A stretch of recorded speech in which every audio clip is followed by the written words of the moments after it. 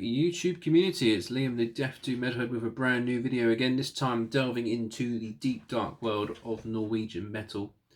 There's loads of history in Norway for extreme black metal, death metal, doom metal, and I've got a few albums here from said country that I thought was quite cool to talk about, because obviously you've got the usual ones which I'll obviously talk about, but there's a few here you might not have heard of. And that don't get enough love. So the whole point of this video, like the other ones, is to basically talk about the underground of a certain country. So we're doing Norway today, America's been done, Germany, Sweden, and Finland as well. And they're all been quite popular, so you know, why not carry it on? So yeah, okay. So the first band I'm going to pick is the obvious one that everyone talks about when they think of Norwegian metal. And that is the legendary and very dark and mysterious Mayhem. This is their debut from 1994. They formed in 1984, back before a scene existed, and you could kind of class Mayhem as the guys that kind of pioneered the sound of black metal and Norwegian black metal, what it sounds like today. Obviously you could go back further and you could say Venom and stuff like that were the inspirations behind it, and then you obviously got Kiss with the corpse paint inspiration. But this band, when I first ever heard these guys, when I was probably mid-teens maybe, they terrified me.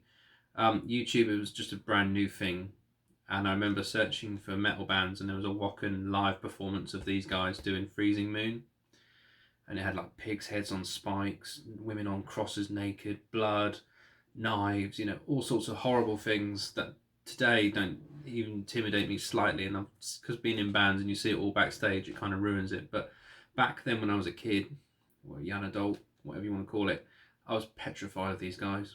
Absolutely scared the shit out of me. And that song Freezing Moon with a horrible chorus and the chord shape of it, yeah. I remember it vividly, laying there on my bed with my headphone and listening to it, and yeah, scared the crap out of me. But fast forward 20 odd years later, and you know, it doesn't intimidate me at all now. And this is, you know, not an easy listen if you're into general metal. But for me, recently especially, like, I've been doing a lot of death and doom stuff, but I've also been dipping my toe more into black metal, and I'm discovering that genre properly now, whereas before I just wouldn't give it the time of day. And bands like Mayhem were one of those ones I just could not get into. Like, it was just too over the top. But like their last release, I think it Damon or something like that, I think it came out last year, that I really enjoyed that album. I'm yet to buy it, and I will do. But this one, I really wanted to get, because it's the debut and it's a classic, and it has that track Freezing Moon, which I now actually like quite a lot. But yeah, an absolutely fantastic band, and their history speaks for itself. Obviously you had Varg Vikernes, who murdered Euronymous, church burnings, you know, all sorts of stuff like that, that kind of adds to the lore of the band. When you're a young kind of guy getting into metal and you check out this band, the history is just like, whoa, you know, completely over the top, and it's very unbelievable, but when you actually read up on it, it all actually happened. So yeah, first band is Mayhem. And then another one that took me a long time to get into, because keyboard in metal is only a thing that's become acceptable to me over the years. Before, I wouldn't even entertain the idea of listening to keyboards in metal. Even though I'm a big My Dying Bride fan, it's not prominent. It's there, but it's not in your face. Whereas bands like Dimmu Borgir, it's all over the fucking place. But this album I really enjoyed. They formed in 1993, and they put this one out in 97. I think this is their fourth full length. Before that, they're more like a death metal, black metal band. They're not like Mayhem and, you know, Emperor and that kind of thing. They had their own kind of style, and what separates them from the others is the symphonic element, and Dimmu Borgir do it really well. Their newer albums aren't really my thing. They're too over the top with the you know, the keys and the operatic vocals and that kind of, it's just too intense. It doesn't sound like black metal to me, whereas this has got a really nice mix of the guitar riffs and then the symphonic keys on top of it. It blends really nicely, and the blast beats on this are relentless. And yeah, they're a really cool band. And I've seen them live at a festival, and they were really good. So yeah, Dimmu Borgir. And now moving from black metal, Norway is obviously mainly known for that, but you've got one band for me that is, they are black metal. They started off as black metal, but now they're more, you can't really tell what they are anymore. I mean, I guess they still are black metal, and that's Satyricon. Try and do it without the glare. No, I actually got this when this came out. This came out in 2006, around that time. And back then, I used to watch a lot of Scuzz TV, and all the music videos would come on there. And they Now Diabolical Song was on there, and King, and that was pretty much solved it for me. And I went and got the copy of this album straight away. And this was completely new to me as well, because back then I was listening to a lot of Metallica, thrash metal, and that kind of thing. I didn't associate this with black metal at all. And obviously, getting older now, you can kind of see it's obviously linked to black metal and the style of the guitar chords and the tone of it. But to me, this is just a straight up metal album. There's no genre defining style of this album. It's very much all over the place. And I know a lot of people that prefer like Mother North and that kind of thing, which I really like, don't like this album. But when I talk about people on Satyricon, a lot of people love this album because it's the one they all know. And even the one after this, I think Nero, I really enjoyed as well. And yeah, a brilliant, brilliant band. Again, history of the band is mixed. You know, they were formed in '91, and they were part of that whole Norwegian black metal scene. And like Frost is an amazing drummer. I've seen him live for 1349. He's just relentless. That was just 45 minutes of him blasting non-stop. Maybe 2 or 3 gaps between tracks throughout their 45-minute set. It was just insane, his stamina. And musically, like their newer stuff as well is very different. I think it's a song called Phoenix or something like that, where they got clean singing from a different singer. Again, I really enjoy that. And, you know, I'd love to see these guys live because they put on a great show. So yeah, Satyricon. And the next band is linked to this. So in Norway, you've also got death metal, and they do really good death metal in Norway because they've got that kind of natural guttural style like Finland does. Where, yeah, it's really, really prominent. Bands like this one are absolutely superb, and that is Blood Red Throne. Now, the link between Satyricon and these guys is Dodd, who's the original sole member of this band now, used to be live guitar player for Satyricon in the mid-90s. Or early 2000s, I can't remember exactly when. But him and the other guitar player, who was their live guitarist at the time, formed this band. And this is pretty much groovy, in-your-face death metal in the vein of Death, Pantera, and all that kind of stuff in between. And each album is slightly different. The newer ones are very similar, but the older ones, they have their own unique style because they've had different drummers, different vocalists, that kind of thing. But Dodd is an amazing guitar player, and I've seen these guys live a few times and they blew me away. I saw these guys at Bloodstock Festival, and that's the first time I ever watched them. I assume they're a black metal band because Norway, the logo, you kind of put 2 and 2 together, but I was dead wrong, and I got absolutely destroyed when I watched these guys because I was right at the front and my body was just thrown all over the fucking place. It was so fun and it was hilarious. Guitar player, Meat Hook, I think his name is, he looks the spitting image of Dimebag Darrell, drinks whiskey on stage, plays a Dean Razorback, has a Dimebag t-shirt on, and it's hilarious. And I think it's Bolt, their front man. He's fucking phenomenal. Big dude, windmilling like hell, like Corpse Grinder. And they've got a really technical bass player, you know, blast beats, got everything going on in this band. And I have a few of their releases, you know, that's the first one I got. And then I went and got like the older ones, like Older Genesis, which is probably their strongest album. This was put out through Earache Records back in 2005, and yeah, same sort of thing, groovy, ultra technical death metal, but such a blasting, you know, blast beat kind of pace. I mean, they formed in '98, and then I think they went on then, and they just album after album. They've kind of had label issues over the years. They've not been on a big label, which I think they should be. This one was put out through Candlelight in 2016. Union of Flesh and Machine, which has got some fantastic tracks on it. If you go and check out Patriotic Hatred, that has got some fucking phenomenal riffs on it. And yeah, they're such a fun band and really nice guys. Spoke to them live when they played live in Peterborough, I think it was all the random places for them to play. They played in a shitty town here in England called Peterborough. It's got hardly anyone that lives there. And they played a tiny little club on I think it may be a Wednesday night. Me and Dan drove all the way down there. It's probably about an hour's drive from here. And yeah, there was hardly anyone there. Got to hang out with them. They wanted to go drinking, but I was like, we've got to go home because I've got work in the morning. And yeah, some fond memories. But speaking to Dodd, because he's the original guy, he also has a side project to show his love for Pantera and all that groovy kind of metal that he plays. And he actually gave me a copy of the CD there and then when I mentioned it. I was a fan of it, and that is ZeroZonic. These guys essentially is Dodd, who's the Blood Red Throne guitar player.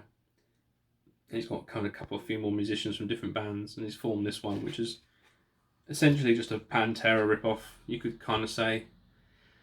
It's very much a homage to that band. Very groovy, very chuggy, clean vocals with a bit of growliness in there, very much like Phil Anselmo. And yeah, they're amazing guys. They formed in 2004, and this one came out in 2017. The other albums before this are brilliant as well. So yeah, worth checking them out if you've never checked them out. Not easy to find though. And then, what was next on the list? Okay, yeah, so we go back to black metal. I've got to talk about this band. This was gifted to me by my friend Gordon. So I'm very appreciative of it, because I haven't got any of these CDs or anything by these guys, and I've seen them live twice, I think. One definitely seen them live once at least. And that is Emperor. Everyone knows who Emperor is. Again, the same as Mayhem, part of that big early 90s black metal scene. And what separates Emperor for me was they were always more technical in their guitar playing, and the riffs that Isham plays are very complicated. Like they're very technical, and even in the early like black metal stuff where it's, you know, it sounds very simple, if you try and play that kind of thing, it's really difficult. This is their second release, I believe, Anthems to Welcome the Dusk. Came out through Candlelight back in '97. And yeah, when they formed in '91, they were basically part of that whole scene as well. Samuth, their guitar player, was arrested for church burnings with Varg around the same time, so he was arrested, and also their drummer Faust, I want to say his name is, I could be wrong. He was murdered for stabbing a gay man to death for literally no reason. He's also in that film, I can't remember the name of it, that was put out recently, that kind of tells us history of Mayhem and that kind of thing. And yeah, and ironically, I've seen him live, that drummer, with Emperor, which put a lot of people off, but you know, each to their own. I don't really know the history about it, so I can't comment, but yeah, an amazing band. Technically, they're brilliant, and you know, they're all part of that black metal lore as well. And then moving on from that, another side project linked to them, you've got Samuth, the guitar player, who's been in loads of bands. He's been in Gorgoroth, Carpathian Forest maybe as well, I think. But this one I checked out and really enjoyed, and that is the Wretched End. That's his basically solo project with a couple of guys. He's got Dominator on drums, which I think he goes by the name Niles Filstrom, and I can't remember the bass player's name, but he plays he's bass player live for Emperor when they do tour these days. This is death thrash, and then the latter albums became more of a deafened black metal style. But this one, yeah, I really liked, because at the time I was listening to a lot of Overkill, Exodus, that kind of thing, and this was more of an extreme version of those two. So it's like mid-tier Exodus, but you know, a bit more aggressive. And yeah, bags of riffs on this album, so definitely check it out. It's not expensive to get hold of. Came out through Candlelight in 2008. So yeah, definitely worth your time checking them out. And then moving on from that one, you have this band who I fucking love. Totally unique sounding. Bags of history as well. Formed in the early 90s, but they're not a black metal band. They are essentially the complete opposite to that in every single way. And I've got quite a few of their releases. I think I've only got 2 more full lengths to collect, and I've got the whole set. And I'll pick one that you can actually see on camera decently, and that is Funeral. There's those here. You've got that one, that one, that one, the Glare, and that one. And they're all very different. So Funeral formed in '91. I think there's only one original member left now. And their history is very dark. I mean, 2 of the members committed suicide throughout time. For depression and, you know, all sorts of things like that. And you listen to the music and it is proper miserable sounding doom metal. They have, the early albums got that kind of My Dying Bride early 90s formula to it, and I believe they also recorded at Academy Studios in Manchester, with Mags. Mark would know because obviously he's recorded there, I think, as well. Along with My Dying Bride, Paradise Lost, Anathema, all that kind of thing. So they even travelled from Norway to the UK to record there, like the home of doom metal, or death doom metal anyway. And as albums have gone by, they've gone more of a funeral style, a bit more unique on the vocals. They've had numerous vocalists. My favourite is probably this one, weirdly enough, In the Fields of Pestilent Grief, and it's got operatic female vocals. And just for some reason it clicks with me, it just fits the music perfectly. And another really cool one is this one, As the Light Does the Shadow. It's got amazing guitar tone on it, very death metal sounding. And it also features Robert Lowe on one of the tracks from Solitude Aeternus fame. I believe he was in Candlemass at the time when he did this album. He's only on one track, but it's a very, very strong track and a brilliant album. And yeah, a fantastic band, very underrated, don't get spoken about a lot, and very hard to get their releases at a cheap price unless you obviously buy direct from the band, but the conversion rate for Norwegian is hilariously expensive. So yeah, an amazing band. And then the last one on my list, no it's not, there's two more, sorry. There's this one is another band that kind of only one album for me, and they kind of lost it for me after that, and that is Tristania. This is their debut, Widow's Weeds, which came out in '98. They started in '96. If you like bands, especially the early Fit as a Tragedy and stuff like that, you'll definitely dig this.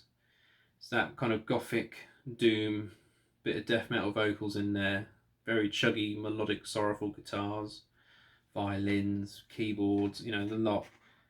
And this album flows really, really nicely.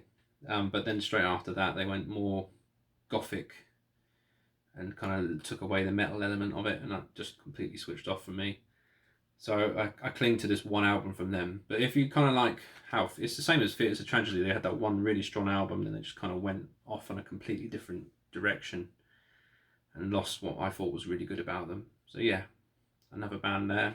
And then lastly is a new one in my collection, and a band that I've never heard of before until recently, and I've instantly really enjoyed their music. And every album they can seem to put out is slightly different. They're not a certain style, they change it up. And that is Ulver.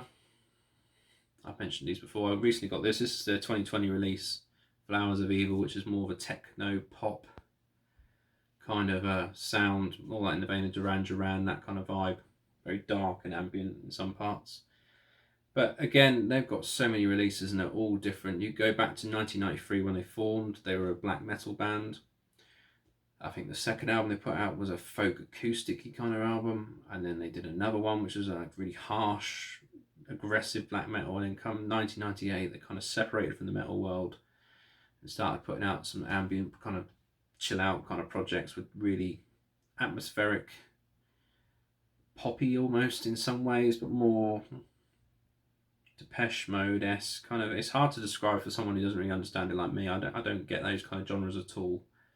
But for some reason, this album I've been playing absolutely loads, and it's a band that's really, really intrigued me. And some of the releases I must admit I've listened to Spotify and I didn't like them. I have to be in the mood for it for some of them. But this one and the one before that, The Assassination of Julius Caesar, I think it's called, they're really good. I need to listen to the black metal stuff because that's yet to be done, and I reckon I'll like it. But yeah, a really cool band with loads of, basically I don't give a shit attitude to what people think of their music, which I love. As a musician, I don't think I could do it, but I do respect bands that do it, because it's a big challenge to try and get signed, especially if you have a good following already and then you kind of cut loose from that and go your own way and do something completely different again but use the same name. A lot of bands fall on their arse and they fail miserably at it, but these guys seem to be doing really, really well. So that's Ulver. So yeah, I hope you enjoyed that one. That was quite a fun one for me because the history of Norwegian metal was quite dark, and it's all really interesting. There's still plenty of bands I don't own that I could mention, so if there's obviously any that you think I should have mentioned, that's because I don't own them. Especially with the black metal stuff, I've, in the last year I've got back into black metal, and some of them I've had for years, and then some of them I've just completely just started listening to it and really enjoyed it. So yeah, please like and subscribe if you haven't already to my channel. Nearly at 300. Didn't ever think I'd get to a number like that, and I'm not really sure I will this year, if I'm being honest. I'm not the kind of guy that would count votes and think I deserve that straight away. I mean, I've only started in May, and started collecting again this year, so this kind of journey I've been doing with YouTube and that has all been quite new, but also really exciting. And I met loads of super cool people on the way, and I'll continue doing it. And if people want to watch it, I will do it. So in the meantime, I hope you all take care, and I'll speak to you guys soon. Cheers.